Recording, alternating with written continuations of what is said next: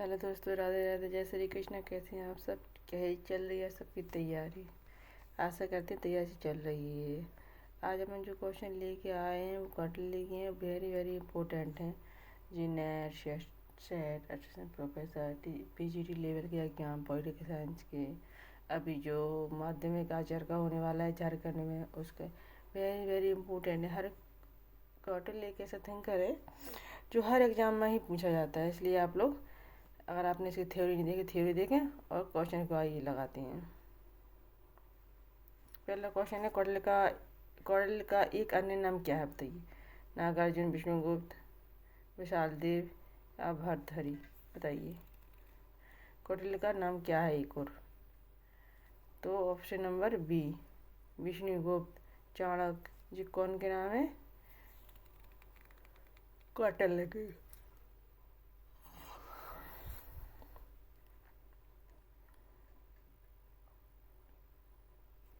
Next question है, कौटिल्य का प्रमुख ग्रंथ कौन सा है? राजतरंगिणी, अर्थशास्त्र, मनुस्मृति या राजनीतिक तिलक? कौन सा है बताइए? ये option number B is the right answer. अर्थात कौटिल्य का प्रमुख ग्रंथ है। और अर्थात में कौन कौन सब्जेक्ट मिलते हैं? सारे समूह, सब्जेक्ट का समूह है जिसमें बहुत मिलते हैं इसमें, ठीक है।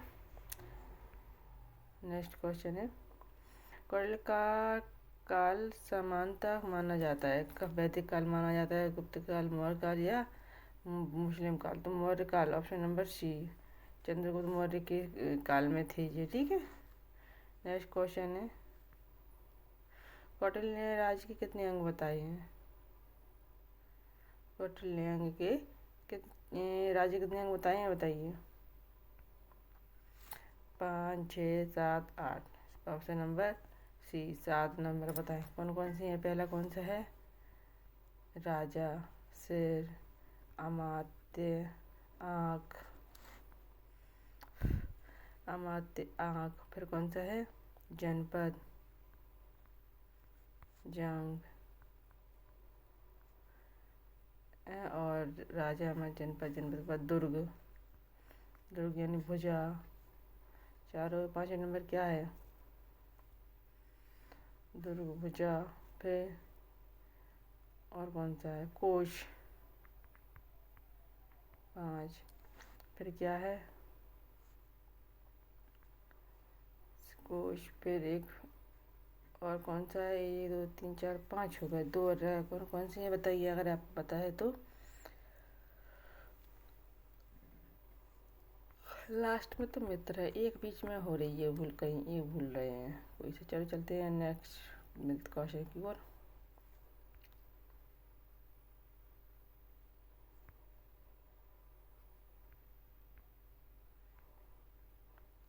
निम्नलिखित में से कौटिल्य का स्वतः सिद्धांत अंग कौन सा अंग नहीं है?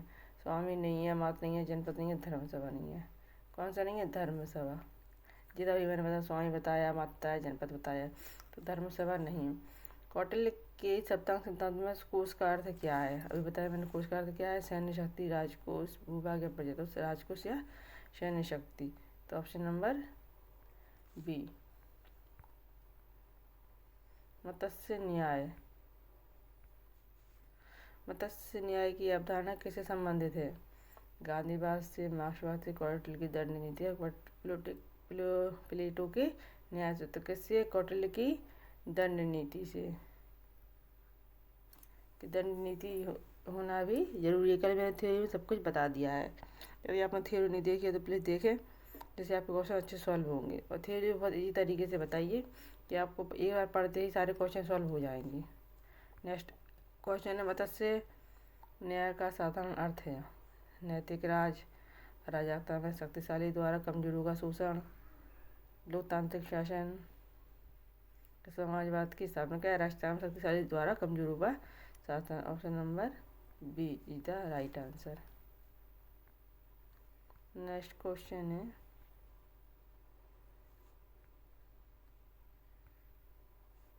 कौटिल्य के अनुसार राज्य की शक्ति का मुख्य आधार क्या है? धर्म और मोक्ष, दंड और कोश और दंड, शिक्षा और संस्कृति, कला और साहित्य। क्या है राज्य की शक्ति? शक्ति का मुख्य आधार कोश और दंड। Option number B. Next question है, कौटिल्य के मंडल सिद्धांत में अरि का अर्थ क्या है? बताइए, बहुत अच्छे से बताए। मित्र, शत्रु, मत्स्य, उदासीन, तो शत्रु। ऑप्शन नंबर बी, अरि। अरे इसमें जो होता है बिजू किसी राजा होता है जो सेंटर में होता है, इसके आसपास जो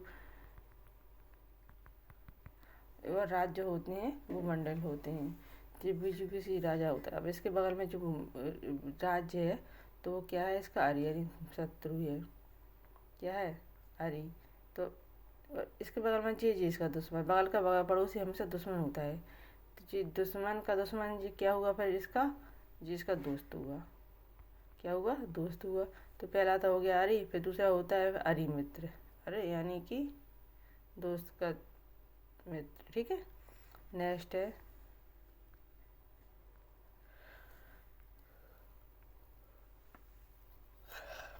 कौटिल्य की विदेश नीति को सामान्यतः किस रूप में देखा जाता है? आदर्शवादी, यथार्थवादी, समाजवादी के यथार्थवादी। क्योंकि कौटिल्य को इंडियन मैकियावेली कहा है, और मैकियावेली कैसे थे? रियलिस्टिक थे। तो ऑप्शन नंबर बी। निम्न में से कौन सा षाण गुण नीति का में शामिल नहीं है? तो कौन सा है? संधि, विग्रह या लोकशाही। संधि, विग्रह यानी लोकशाही नहीं है। तो option number D is the right answer. Next question है क्वेश्चन नंबर 13।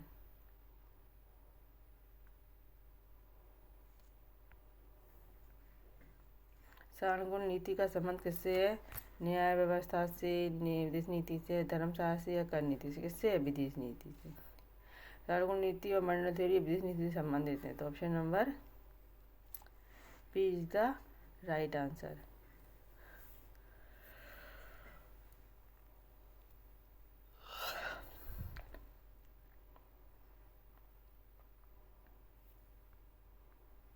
कौटिल्य के अनुसार राजा का पहला कर्तव्य क्या है?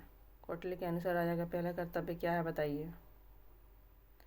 दान पुण्य करना, प्रजा की रक्षा और पालन करना, यज्ञ संस्कार करवाएं, कवियों का सम्मान करना। तो प्रजा की रक्षा और पालन करना जी कौटिल्य के अनुसार राजा का कर्तव्य है। तो ऑप्शन नंबर बी।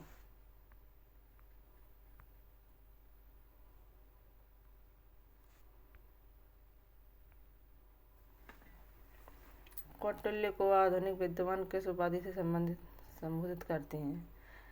आधुनिक विद्वान किस उपाधि से संबोधित करते हैं? Indian Plato, Indian Machiavelli, Indian Marx, Indian, अभी बताया था मैंने। मैकियावेली कौन थे? रियलिस्टिक। तो इनको भी आधुनिक विद्वान क्या क्या बुलाते हैं?